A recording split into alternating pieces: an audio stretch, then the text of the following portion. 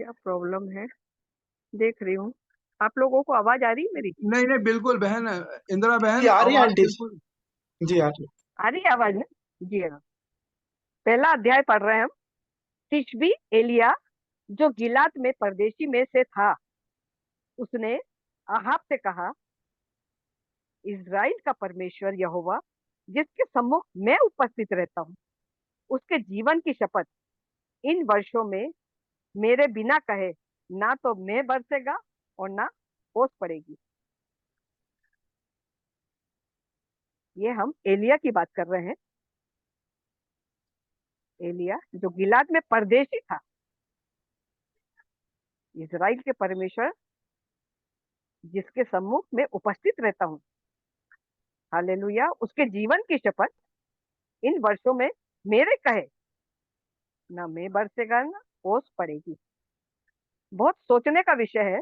एलिया परमेश्वर के सम्मुख हमेशा रहता था और वो शपथ खाता है अपने आप से, परमेश्वर की अगुवाई के बिना, मार्गदर्शन के बिना अपने आप से कह देता है कि मेरे जीवन की शपथ, ना मैं बरसेगा ना ओस पड़ेगी। आगे हम पढ़ेंगे, 8वें अध्याय पे जाएंगे हम।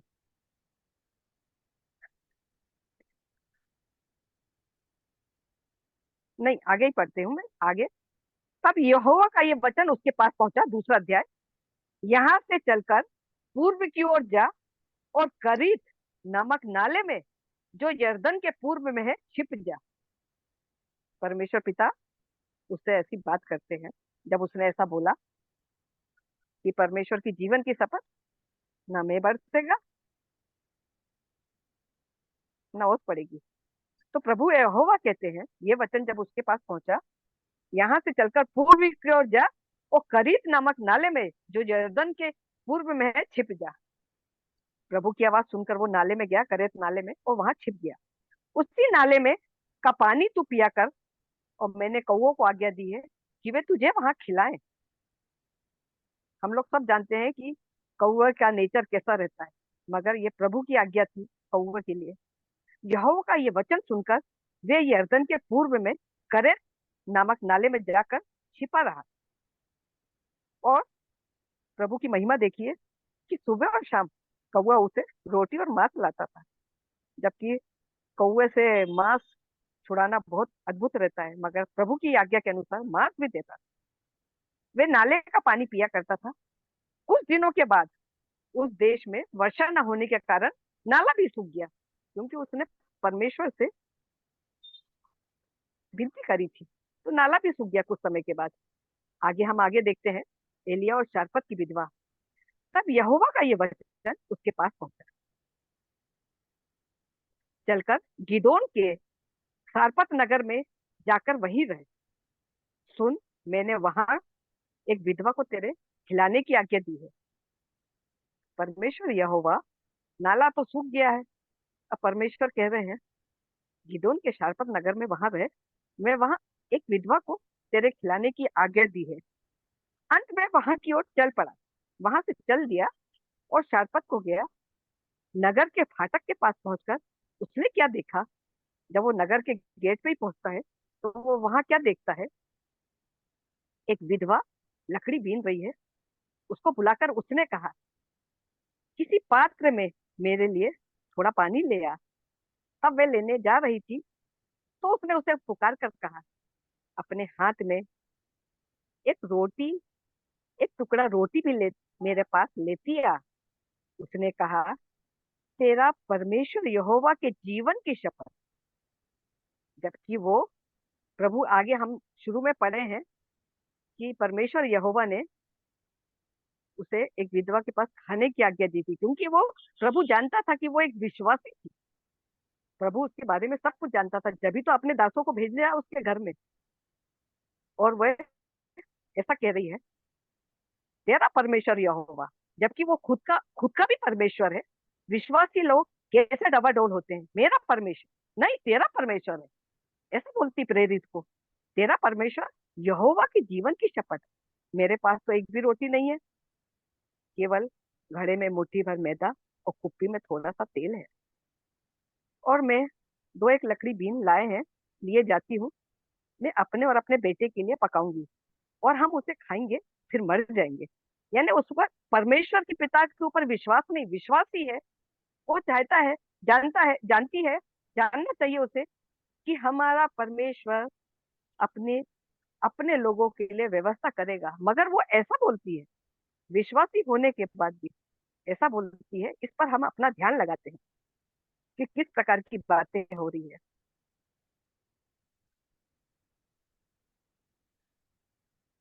एलिया ने उससे कहा, मत डर,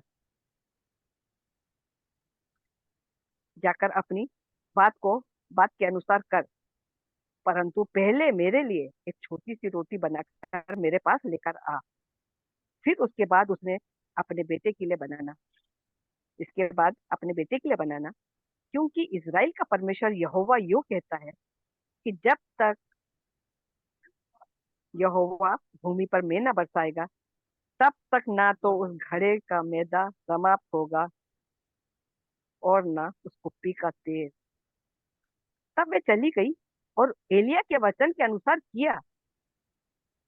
तब वे तब से वे और स्त्री, उसका घराना, बहुत दिनों तक खाते रहे, यहोवा के वचन के अनुसार जो उसने एलिया के द्वारा कहा था। ना तो उस घड़े का मै- ना तो उस घड़े का मैदा समाप्त हुआ, और ना उस कुप्पी का तेल घटा। इन बातों के बाद उस स्त्री का एक बेटा, जो घर की स्वामिनी थी, रोगी हुआ। उसका रोग यहाँ तक बढ़ गया कि उसका सांस लेना भी बंद हो गया। तब वे एलिया से कहने लगी, हे परमेश्वर के जन, मेरा तुझसे क्या काम। हम यहाँ देखते हैं एक विश्वासी का नेचर। प्रभु ने योजना बनाई, अपने प्रेरित को उसके घर भेजा। उसने उसको रोटी, उसने बोला रोटी बना, मेरे को खिला। फिर बाद में अपने बेटे को खिलाना, उसने ये भी काम किया परमेश्वर के अनुसार। मगर बाद में बोलती है, हे परमेश्वर के जन, मेरा तुझसे क्या काम। मतलब निकल गया। घर में बहुत समय तक कुप्पी में तेल और आटा रहा, जो उसने अकाल में, जब तक अकाल खत्म नहीं हुआ, जब तक खाया, उसके बाद कैसे बोलती है, हे परमेश्वर के जन, तेरा मुझसे क्या काम। ये मनुष्य का फितरत होती है। हमें ध्यान देना है कि हम, हमारा समय निकल जाने के बाद हम कैसे परमेश्वर से बात करते हैं, परमेश्वर के लोगों से कैसे बात करते हैं। इस बातों पर मेरा ध्यान केंद्रित हुआ। मैं खुदा बाप को धन्यवाद देती हूँ। हम ऐसे नहीं बने एक मतलब निकलने के बाद हम कहे कौन हमारा परमेश्वर, हम ही खुद परमेश्वर बन करके बैठ जाए। अगर हमें प्रभु की कुछ बातें याद आ गई है, चार शब्द हमने क्या सीख लिया, अपने आप को खुदा समझने लगे। आज की फितरत, आज के युग के लोग ऐसा ही सोचते हैं। क्या तू इसलिए मेरे यहाँ आया कि मेरे ब्यूटी की मृत्यु का कारण हो। मेरे पाप का स्मरण दिलाइए। हालेलुया। और उसके बाद अपना बेटा मुझे दे। तब वे, ये सब वार्तालाप होने के बाद उसने अपना बेटा मांगा, एलिया ने, और वह उसकी दे गोद में देकर अटारी पर ले गया, जहां वह स्वयं रहता था। वे अपनी खाट पर उसे लिटा दिया। तब उसने यहोवा को पुकार कर कहा, हे मेरे परमेश्वर यहोवा, क्या तू इस विधवा का बेटा मारकर, जिसके यहाँ मैं टिका हूँ, इस पर भी विपत्ति ले आया। तब वह बालक पर 3 बार पसर गया उसके ऊपर, और यहोवा को पुकार कर कहा, हे मेरे परमेश्वर यहोवा, इस बालक का प्राण इसमें फिर डाल दे। एलिया की ये बात यहोवा ने सुनी। प्रभु अपने बच्चों की बातें सुनते हैं। अगर गलती भी करते हैं तो हमारी गलती के अनुसार हमसे वैसा व्यवहार कभी नहीं करते जैसा मनुष्य जाति करती है। मगर परमेश्वर पिता, जब हम घुटनों का जीवन पाते हैं, पश्चाताप करते हैं, सच्चा पश्चाताप करता है, तो प्रभु का हमारे बीच में आता है, प्रार्थना को सुनता है। एलिया की भी प्रार्थना प्रभु ने सुनी। एलिया ये बात सुनकर यहोवा ने सुन ली, और प्राण, बालक का प्राण उसमें फिर आ गया। ये परमेश्वर पिता की कृपा है। उनने एलिया से वैसा बर्ताव नहीं किया जो बगैर बोले बोले कि मैं नहीं बरसे। ऐसा नहीं है, ऐसा नहीं करना चाहिए हमें। अपने पिता की आवाज को सुनना चाहिए। एलिया ने ये गलती करी। तब एलिया ये उसको इसीलिए प्रभु ने उसको सिखाने के लिए ऐसा किया, उस स्त्री का, विधवा स्त्री का बालक के साथ ऐसा किया प्रभु ने, कि वो समझे कि एलिया ने क्या गलती करी थी। ये हमने समझा है। इस एलिया की ये बात सुनकर यहोवा ने सुन ली, और बालक का प्राण उसमें फिर आ गया और वे जी उठा। तब बालक एलिया बालक को अटारी पर से नीचे घर ले आया, और एलिया ने ये कहकर उसकी माता के हाथ में सौंप दिया, देख, तेरा बेटा जीवित है। स्त्री ने एलिया से कहा, अब मुझे निश्चय हो गया है कि तू परमेश्वर का जन है, और यहोवा का जो वचन तेरे मुंह से निकलता है वे सच होता है। धन्यवाद देती हूँ प्यारे खुदावन। मैं आगे भी कुछ और वचनों को पढ़ना चाहती हूँ। हम पढ़ेंगे मत्ती 4 अध्याय। तब आत्मा परीक्षा यीशु की भी होती है और अब मनुष्य जाति की भी होती है। ये समझने की बात है कि जब यीशु को नहीं छोड़ा तो तुम्हारे साथ तो बहुत ज्यादा परीक्षाएं आएगी, हमको सामना करना है। और हमें जब परीक्षा आए तो अपनी निगाहें, आंखें ऊपर की ओर उठाना है, क्योंकि हमारा पिता परमेश्वर हमारी प्रार्थनाओं को सुनता है। तब आत्मा यीशु को जंगल में ले गया ताकि इबलीस से उसकी परीक्षा हो, और वह 40 दिन और 40 रात निहाहार रहा। तब उसे भूख लगी। तब परखने वाले ने पास आकर उससे कहा, यदि तू परमेश्वर का पुत्र है तो कह दे ये पत्थर रोटी बन जाए। आगे हम जानते हैं कि यीशु ने क्या कहा, मनुष्य केवल रोटी से नहीं मगर हर एक वचन से जो परमेश्वर के मुख से निकलता है जीवित रहेगा। मैं ये बात कह रही हूँ कि यीशु मसीह की परीक्षा पूरी बाइबल में एक बार मत्ती 4 में हुई। जंगल में यीशु मसीह की परीक्षा हुई। आप लोगों को मालूम होएगा तो मुझे बताना कि पूरी बाइबल में यीशु मसीह की दूसरी बार परीक्षा कब हुई। आज हमारी मसीह कौम बार बार ईस्टर में 40 दिन का उपवास रखती है, क्या बार बार सलीब पर पहुंचाती है विश्वासी लोग? ये सोचने का विषय है। ये बातें मैं आप लोगों को बता रही हूँ जो मेरे मन में आई थी, आगे मैं आपको बताऊंगी। और पहला तिमुथियुस उसका दूसरा अध्याय, उसका 16वां अध्याय। पर अशुद्ध बकवाद से बचा रहे, क्योंकि ऐसे लोग और भी अभक्ति में बढ़ते जाएंगे। हमें ऐसी शिक्षाओं से, ऐसे लोगों से अपने आप को बचा कर रखना है। प्रभु सबका परमेश्वर है। प्रभु के पास आइए, घुटने पर आइए। प्रभु हर मनुष्य जाति की प्रार्थना को सुनता है, क्योंकि प्रभु के बच्चे संसार में है। प्रभु जानता है जो उसकी ओर मुख करता है उसका मुंह कदापि काला नहीं होता है। और आगे हम 17वां अध्याय पढ़ेंगे। और उनका वचन सड़े हुए घाव की तरह फैलता है। अगर ऐसे लोग जो रहेंगे उनसे हमें परे रहना है, जो हमारी आत्मिकता को, हमारे आत्मिक जीवन को फिर से संसार में न लौटा ले। इसीलिए हमें ऐसी शिक्षाओं से दूर रहना है। आगे पढ़ेंगे। हुमी हुमिन युद्ध और पिलेतुस उन्हीं में से एक है। ये दो नाम हम देखते हैं। ये कौन लोग हैं? ये वो लोग हैं जो जब यीशु मसीह को सलीब पर चढ़ाए जा रहे थे, जिस व्यक्ति ने वो सलीब बनाई थी, ये उसके बच्चे हैं, ये उसके बेटे हैं। ऐसे विश्वासी जन के बच्चे हैं, और ऐसा काम कर रहे हैं, ऐसी शिक्षाओं को दे रहे हैं जो खड़े वचन सड़े वो घाव की तरह फैलता जाता। तो ये कहकर कि पुनरुत्थान हो चुका है, सत्य से भटक गए और कितने को विश्वास से उलट पुलट कर देता। परमेश्वर पिता अपने वचन के पढ़े जाने और सुने जाने और बोलने पर सभी पर आशीष और बरकत दे। धन्यवाद।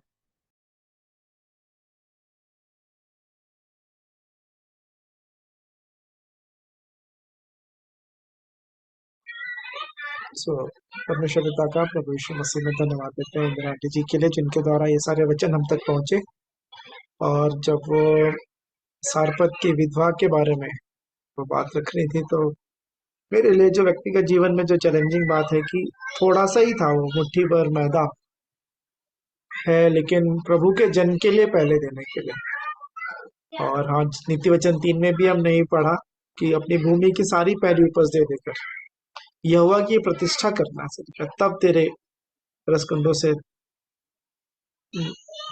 उस वचन को पढ़ लेंगे कि देने के विषय में। तो वचन बताते हैं, एक होता है कि बहुतायत के समय में देना, से 3 का हम पढ़ रहे हैं 9 वचन 9 और 10।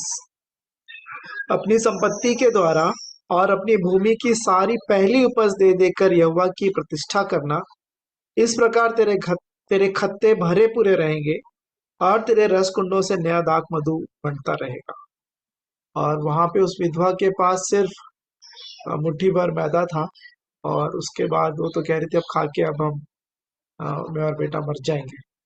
इसके बाद और कुछ नहीं था, लेकिन प्रभु के जन ने कहा कि पहले मुझे दे, और उसने दिया, और फिर उनको कमी नहीं हुई।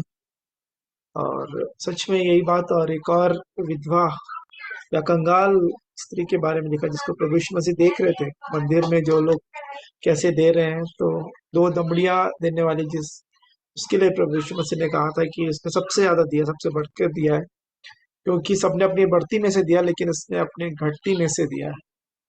सो प्रभु देखते हैं हमारे देने को हमारे जीवन में, और कैसे बड़े बड़े आश्चर्य कर्म करते हैं। ना ही सिर्फ उनको खिलाया पूरे अकाल के समय में, परंतु उस बेटे की जो मृत्यु हो गई थी उसको भी जिलाया, और वो स्त्री विश्वास करने पाई कि वो सच में परमेश्वर के जन है।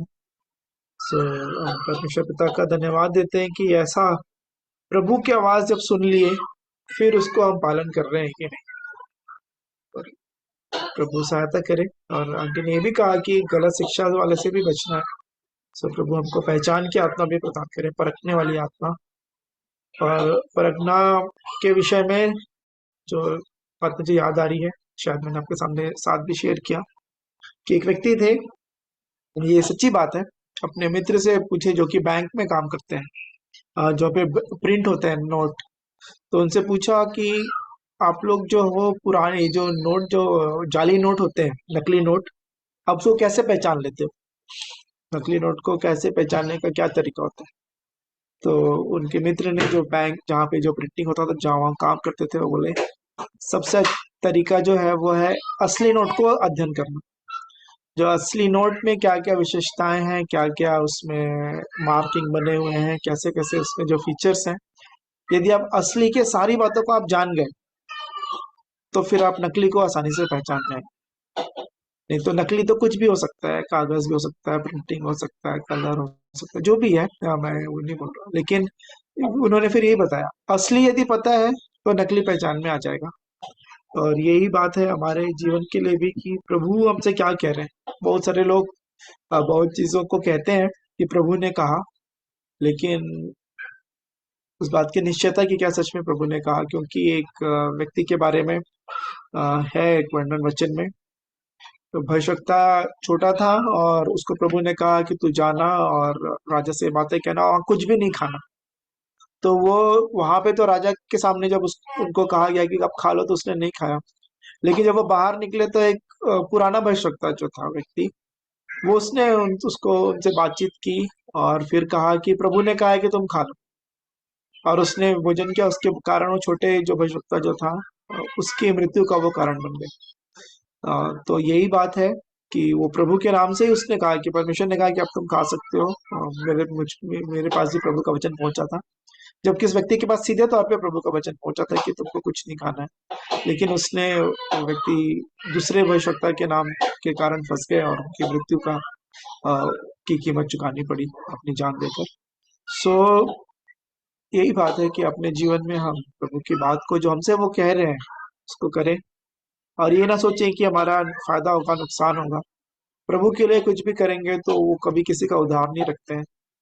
और जैसा कि आंटी ने तो बताया कि वो हम बुरे होने पर भी हमारे साथ भलाई करते रहते हैं। फिर जब हम सच में भलाई करेंगे, जब उनकी आज्ञाओं को मानेंगे, तो फिर हमारे साथ कैसे बुरा हो सकता है? या बुरा होने का मतलब है, संसारिक तौर पे थोड़े क्षण के लिए आपको लग सकता है कि खराब है, ऐसा कैसे हो गया, लेकिन जो अंत में हमारी आशा को पूरा करने वाली बात है, जो यिर्मयाह 29:11 में लिखी है, प्रभु के द्वारा वो बात हमारे जीवन में पाई। सो मैं परमेश्वर पिता का धन्यवाद देता हूँ आंटी जी के लिए, जिन वचनों को उन्होंने हमारे मध्य में रखा है। प्रभु हम सबकी उन वचनों में चलने में, उसे समझने में, और वैसे जीवन होने में और वैसे ही दूसरों को सिखाने में प्रभु हम सबके साथ हैं। हमें अभी भी अवसर है, यदि आप में से कोई और कुछ कहना चाहते हैं तो। बेला आंटी भी हमारे मध्य जुड़ चुकी हैं, तो शालोम आंटी, गुड इवनिंग, आपका भी स्वागत है।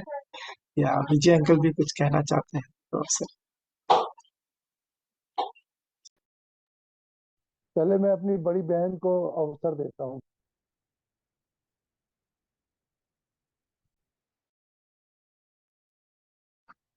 भैया शालोम, आप विजय भाई बोल लीजिए ना, थोड़ा मेरे घर में कोई गेस्ट हैं। Okay sister, praise the Lord. बोलिए।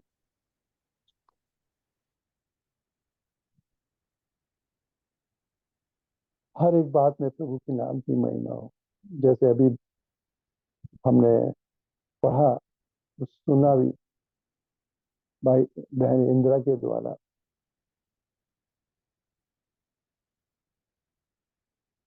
उस सारपत विधवा के विषय।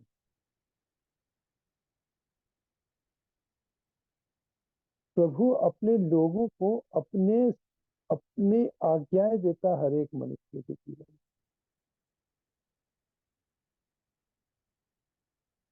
यहाँ पर हम पढ़ते हैं, परमेश्वर ने अपने दास को बोला तू वहां जा।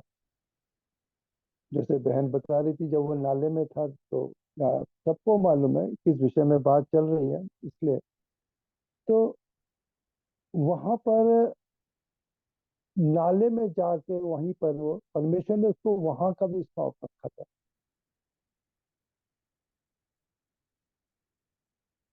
वहां भी परमेश्वर ने अपना काम किया।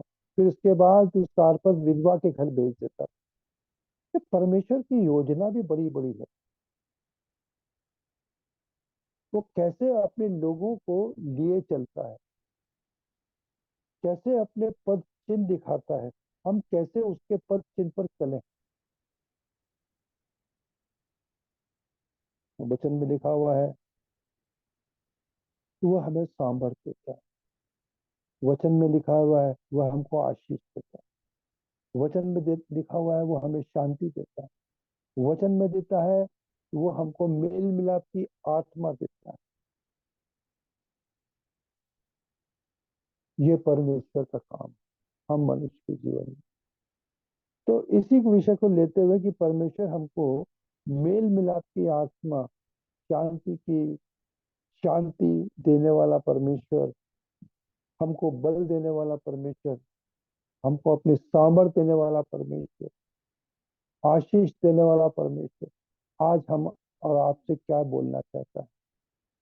तो हम वचन निकालते हैं यूहन्ना उसका 20वां अध्याय और उसकी 12 आयत।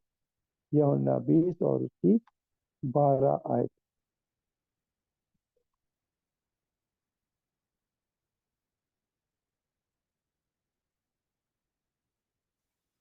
यूहन्ना 20 का 12 में हाँ, यूहन्ना 20 का 12। दो स्वर्गदूतों को उज्जवल कपड़े पहने हुए, एक को सिरहाने और दूसरे को पैताने बैठे देखा, जहां यीशु का शव रखा गया था। यूहन्ना 20 का 21, सॉरी 21। यीशु ने फिर उनसे कहा तुम्हें शांति मिले। जैसा पिता ने मुझे भेजा है वैसा ही मैं तुम्हें भी भेजता हूँ। यहाँ पर एक आज्ञा दे दी है आपको और हमको। जैसे पिता परमेश्वर ने अपने पुत्र को इस पृथ्वी पर भेजा, वैसे ही परमेश्वर हमसे भी यही चाहता है कि हम भी उसके पद चलों पर चलें। जैसा पिता ने मुझे भेजा है वैसा ही मैं तुम्हें भेजता हूँ।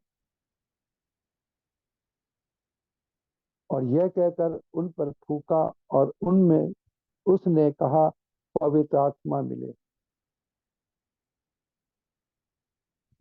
परमेश्वर हमको अपनी भरपूरी देता है,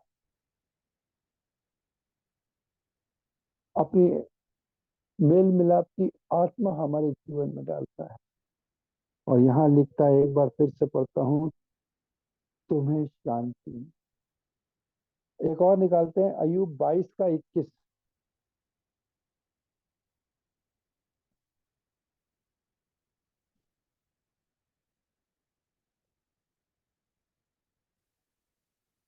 22 का उससे मेल 21। मिलाप कर, अब तुझे शांति मिलेगी। सॉरी, उससे मेल मिलाप कर तब तुझे शांति मिलेगी और इससे तेरी भलाई होगी।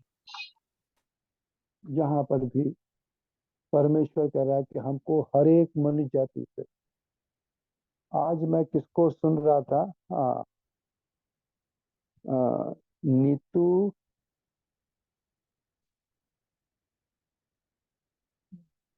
वो पास्टर नीतू है, सब काफी लोग जानते होंगे उसको, बहुत अच्छा वचन देती है नीतू यूट्यूब पी पर। चौधरी। पी चौधरी, हाँ। तो उसका हम वचन मैं और वाइफ दोनों ही सुन रहे थे। बड़ी सरलता से मनुष्य की बातों को, परमेश्वर की बातों को मनुष्य के बीच में रखी।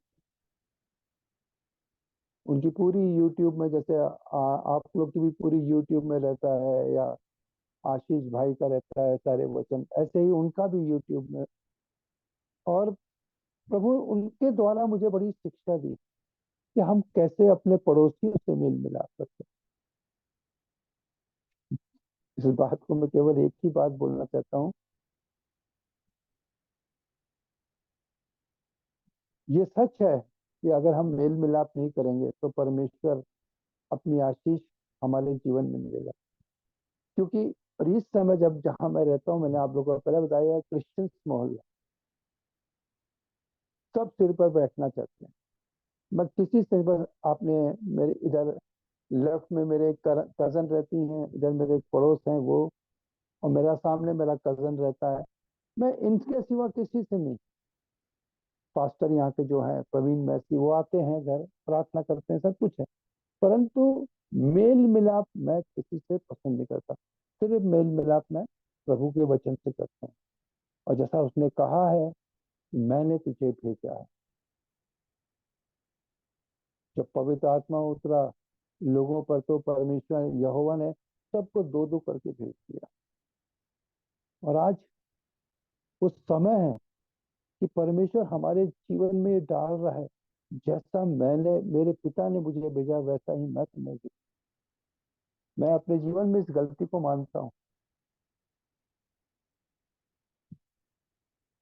अभी बहन इंदिरा ने ही आज ही वीडियो डाली है कि यूपी में किस तरह कोर्ट ने, हाई कोर्ट ने प्रतिबंध लगा दिया है क्रिश्चियंस के ऊपर कि वो धर्मांतरण नहीं करेंगे। करते नहीं है, परंतु कुछ लोग आए, मैं ये नहीं कहता, परंतु जो लोअर कास्ट के लोगों को परमेश्वर के लोगों ने उनको तैयार करते हैं, उसी को लेके एक भाई को यहाँ पर जो जेल में बंद है, जो अ, जो धर्मांतरण करता था या प्रभु का वचन सुना के उसको प्रभु में लाता था, उसको बंद कर रखा है। इसी को कोर्ट को फैसले से, ये एक फैसला कोर्ट ने दिया कि यहाँ पर यूपी के अंदर ऐसी बुरी तरीके से लोगों पर वो चल रहा है, उनके जीवन में नाना प्रकार, बहुत सारे ऐसे पास्टर हैं जो इस समय जेलों के अंदर। परंतु प्रभु हमसे यही कहता है कि हमको अपने जीवन में, तो अपने जीवन को तैयार रखना है ऐसे समय के लिए। जैसे अभी कहता है 22 का 21 कहता है, उससे मेल मिलाप करता तुझे शांति मिलेगा। हम कब कैसे मेल मिलाप रखें अपने लोगों से? हम जानते हैं कि हर एक मसीह, जो अब मसीह समाज से है, हर एक को वचन की शिक्षा है। हर एक के घर में बाइबलें हैं, भले उस पर धूल चढ़ती है, परंतु उनके घरों में बाइबल है। वो पढ़ते भी होंगे या नहीं पढ़ते, ये मैं नहीं जानता, परंतु जो मैं चर्च देखता हूँ, हमेशा चर्च भरा रहता है। जहाँ पर, जिस मैं एरिया में रहता हूँ, यहाँ पर सेंट पीटर चर्च है, सीएनआई का, भरा रहता है।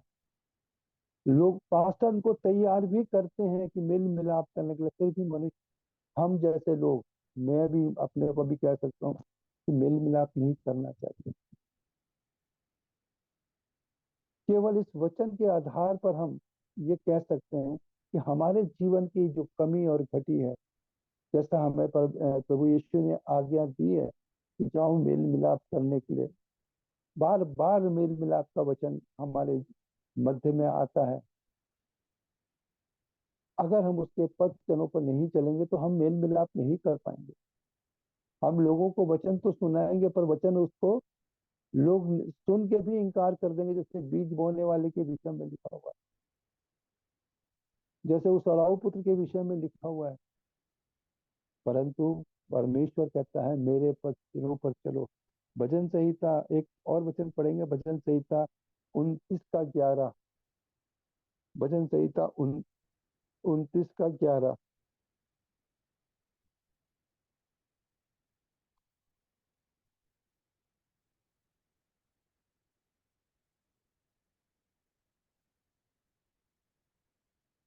यहाँ यूं लिखा हुआ है, यहोवा अपनी प्रजा को बल देगा, यहोवा अपनी प्रजा को शांति देगा, शांति की आशीष देगा। वो देने वाला प्रभु है। आज हम इसीलिए जुड़ते हैं, आज हम इसीलिए जुड़ते हैं कि परमेश्वर अपनी शांति, हम जितने भी यहाँ पर जुड़ते हैं उस पर आज हर एक के जीवन पर कैसे भी, चाहे वो आराधना के द्वारा हो चाहे वचन के द्वारा हो, कैसे भी आशीष आपस में हम लोग शेयर करते हैं। हम गवाही भी इसलिए शेयर करना चाहते हैं कि मेरे जीवन की जो कमी और घटी मैं अपने बताऊं, तब लोग मेरे लिए प्रार्थना करें ताकि मेरे जीवन की कमी और घटी निकले। इसीलिए वो वचन कहता है 11 में, एक बार फिर से पढ़ूंगा, यहोवा अपनी प्रजा को बल देने वाला है। जब हमारे पास बल रहेगा तो हमें बस मेल मिलाप की आत्मा भी रहेगी।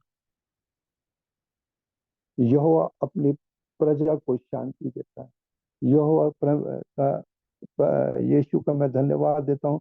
लूका 2:14 भी हम पढ़ेंगे। 2:14 यहाँ पर यूं लिखा हुआ है 2:14 में कि आकाश में परमेश्वर की महिमा और पृथ्वी पर उन मनुष्यों में जिसने उन मनुष्यों में जिससे वह प्रसन्न है शांति।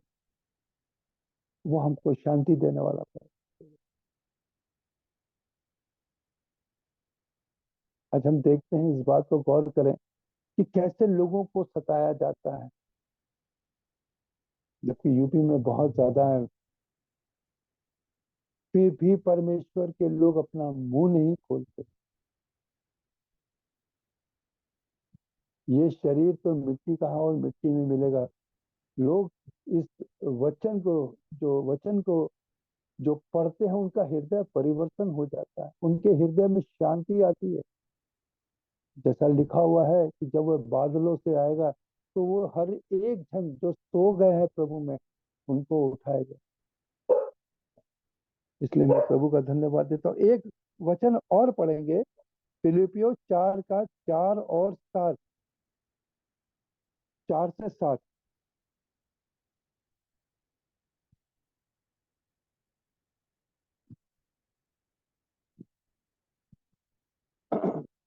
4:4 से 7 यहाँ पर यूं लिखा हुआ है, प्रभु में सदा आनंदित रहो। मैं फिर कहता हूँ आनंदित रहो। तुम्हारी कोमलता सब मनुष्य पर प्रकट हो। प्रभु निकट है। किसी भी बात की चिंता मत करो, परंतु हर एक बात में तुम्हारे निवेदन, प्रार्थना और विनती के द्वारा धन्यवाद के साथ परमेश्वर के सम्मुख उपस्थित किए जाएं। और 7वीं आयत में कहता है, तब परमेश्वर की शांति जो समझ से बिल्कुल परे है, तुम्हारे हृदय और तुम्हारे विचारों को मसीह यीशु में सुरक्षित रखेगी। ना, पौलुस कितना एक सटीक बात को हमारे जीवन के लिए कहता है। प्रभु के नाम की महिमा, उसके नाम की तारीफ करता हूँ कि वो हमारे हर एक विचारों को वो सुरक्षित रखेगा। हमारे मेल मिलाप को जो हमारे जीवन में जो हम करते हैं उसको सुरक्षित रखेगा। जो वो हमको अपनी सामर्थ्य देता है, जिसमें हम चलते हैं, वो उन सारी बातों पर स्मरण करेगा और हमको भी कराएगा कि मैं तुझे सामर्थ्य भर दूं। वो हमको अपनी आशीषों से भर देता है। प्रभु के नाम की हर एक बात में हम प्रभु का धन्यवाद करते हैं। प्रभु के नाम की महिमा और तारीफ है, तारीफ तारीफ करते हैं। हर एक बात को तेरे पास है, हर एक बातों को तेरे चरणों में रखते हैं। मैं तो कुछ भी नहीं हूँ, मैं तो मिट्टी का सरीखा हूँ, मैं तो कीड़े सरीखा हूँ। तूने अब तक मेरी सहायता मदद करी है, इसलिए मैं तेरा हर एक बात को तेरे चरणों में रखता हूँ, यीशु के मीठे और पवित्र नाम से। आमीन, आमीन।